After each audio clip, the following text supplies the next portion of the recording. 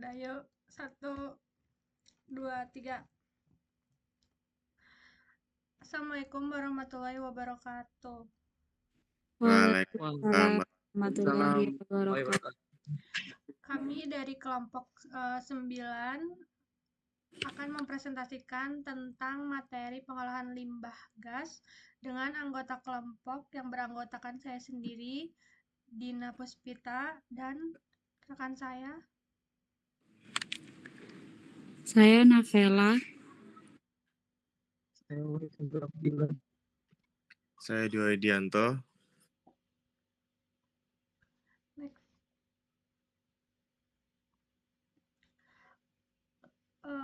Industri kimia merupakan sektor strategis dalam pembangunan ekonomi, namun juga menjadi sumber utama pencemaran udara akibat emisi gas buang yang dihasilkan selama proses produksi. Limbah gas adalah hasil buangan berbentuk gas dari kegiatan limbah industri, kendaraan maupun aktivitas pembakaran lainnya. Gas-gas ini dapat mencemari udara dan berpotensi merusak kesehatan manusia serta lingkungan. Next. Rumusan masalah dan tujuan dari kami membahas ini yaitu rumusan masalahnya ada bagaimana prinsip kerja teknologi scrubber basah dalam mengendalikan emisi gas buang di industri kimia. Yang kedua, ada seberapa besar efektivitas teknologi scrubber basah dalam menurunkan kadar polutan gas buang. Dan yang ketiga, ada apa saja faktor yang mempengaruhi kinerja scrubber basah dalam proses pengendalian emisi. Dan tujuan masalahnya yaitu menjelaskan prinsip kerja scrubber basah. Yang kedua, ada menganalisis efektivitas dalam pengurangan polutan. Dan yang selanjutnya ada mengidentifikasi faktor yang mempengaruhi kinerja. Yang selanjutnya akan dipresentasikan oleh rekan saya yaitu Navela. Silakan. Baik, terima kasih Dina. Selanjutnya saya akan membahas tentang karakteristik emisi gas buang di industri kimia. Nah, industri kimia sendiri itu menghasilkan beragam jenis emisi gas buang yang berasal dari reaksi kimia, seperti dari proses pembakaran bahan bakar dan proses produksi lainnya.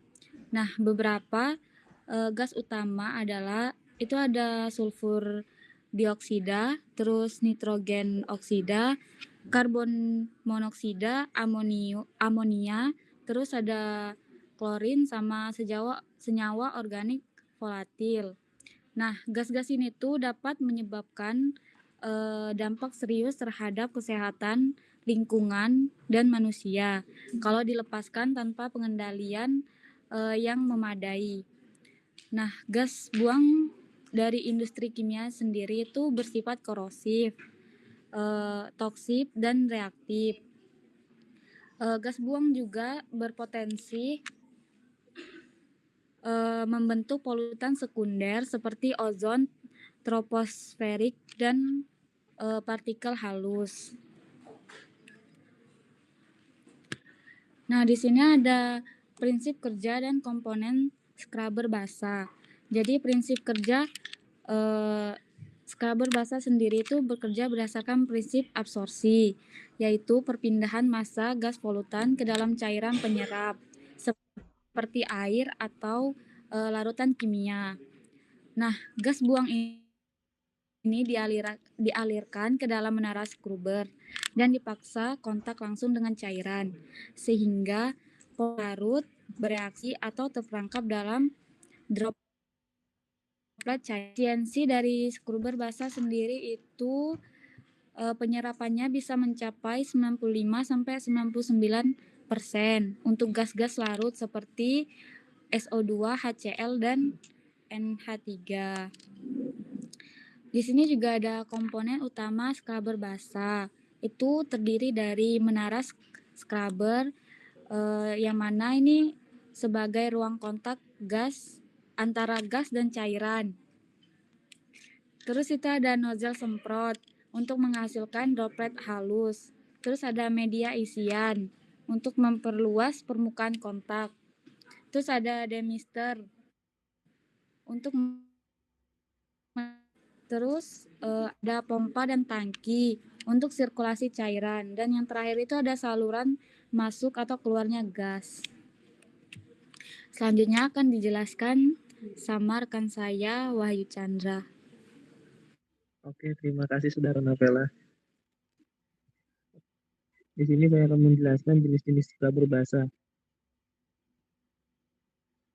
Yang pertama itu ada spray tower. Spray tower adalah scrubber berenergi rendah yang menyemprotkan cairan melalui nozzle, yang mana membentuk butiran 500 sampai 1000, cocok untuk menghilangkan gas sangat larut dan partikel besar dengan efisiensi SO2 hingga 97,74%. Tekanan jatuhnya rendah, kurang dari 7 cm H2O, dan efisiensinya meningkat seiring jumlah nozzle. Yang kedua itu ada Venturi Scrubber. Venturi Scrubber adalah alat pengendali polusi udara yang menggunakan kecepatan gas tinggi untuk membentuk kabut air halus, sehingga efektif menangkap partikel halus dengan efisiensi hingga 99%. Ada Converging, dua itu ada Truth, dan tiga ada Diverging. Keunggulannya yaitu tahan suhu tinggi dan korosi, namun memiliki kekurangan berupa tekanan jatuh tinggi sehingga membutuhkan energi dan biaya operasional yang besar. Ketiga ada packed bed scrubber. Packed bed scrubber adalah menara berisi media isian seperti cincin, rastik, atau saddle yang memperluas kontak gas cair. Efisien menangkap debu halus dan gas larut dalam konfigurasi counter current. Keunggulannya yaitu perawatannya mudah dan konsumsi energinya rendah, namun kurang efektif untuk partikel sangat halus dibandingkan Venturi Scrubber.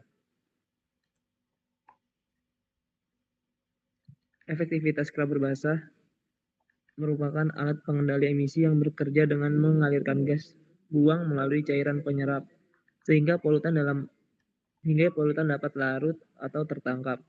Efisiennya sangat bergantung pada desain alat, jenis cairan, serta laju aliran gas dan cairan.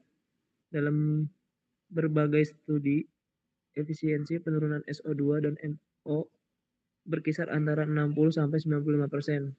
Misalnya penggunaan larutan NaOH dapat menurunkan SO2 sehingga 87%. Sedangkan penggunaan air biasanya hanya sekitar 45-60%.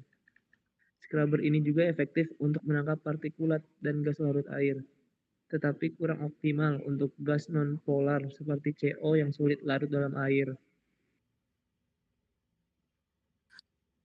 Baik, selanjutnya yaitu merupakan faktor yang mempengaruhi kinerja scrubber basah, yaitu pH larutan yang mana pH tersebut dalam kategori tinggi atau basah meningkatkan efisiensi penyerapan gas asam seperti SO2 dan HCl. Laju alir gas cairan atau laju optimal memperpanjang kontak dan meningkatkan penyerapan. Berikutnya merupakan jenis gas larut yang larut pada air yaitu SO2 dan H3 lebih mudah diserap dibandingkan gas nonpolar seperti CO. Jenis cairan penyerap yaitu berupa larutan kimia NaOH dan KOH, lebih efektif tapi memiliki biaya dan limbah lebih tinggi.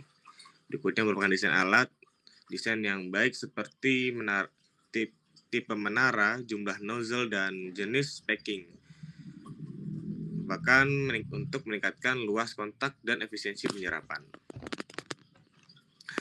Berikut merupakan jenis-jenis alat scrubber, yaitu yang pertama spray tower scrubber yang merupakan scrubber dengan alat sederhana berupa dengan menjadikan cairan-cairan langsung tanpa adanya packet atau isian lainnya selain spray itu sendiri. Dan selanjutnya itu ada nomor 2, ada packet bed scrubber. Mohon maaf ada typo di tulisannya. Merupakan scrubber dengan jenis alat dengan berupa isian dan spray. Di situ terdapat isian seperti bola-bola yang mana untuk menjerap partikel-partikel halus pada saat penjerapan oleh satu cairan.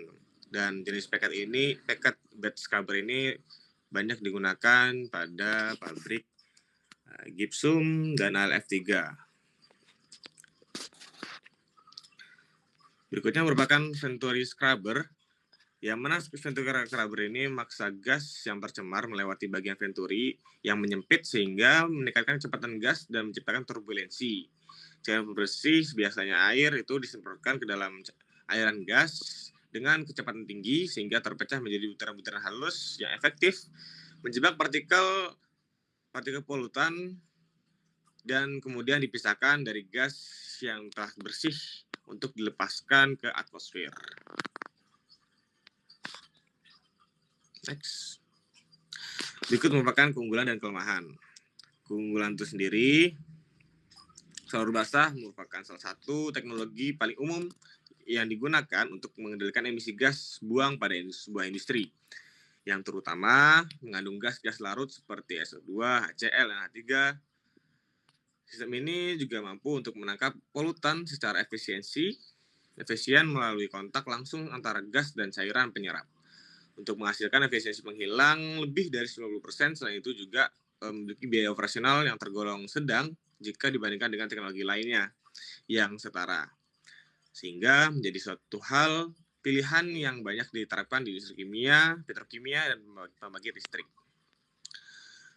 Kelemahannya yaitu meski efektif, scrubber basah memiliki keterbatasan seperti resiko korosi akibat penggunaan larutan asam atau basah kuat. Hal ini menuntut bahan konstruksi yang lebih tahan korosi dan perawatan berkala.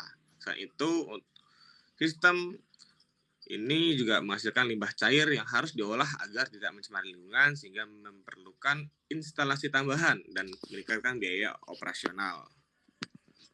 Selanjutnya, silakan saudariku. Dari presentasi ini dapat disimpulkan bahwa limbah gas merupakan ancaman serius bagi lingkungan dan kesehatan. Namun, dengan pemilihan teknologi pengolahan yang tepat, limbah gas dapat dikendalikan dan dampaknya bisa diminimalkan.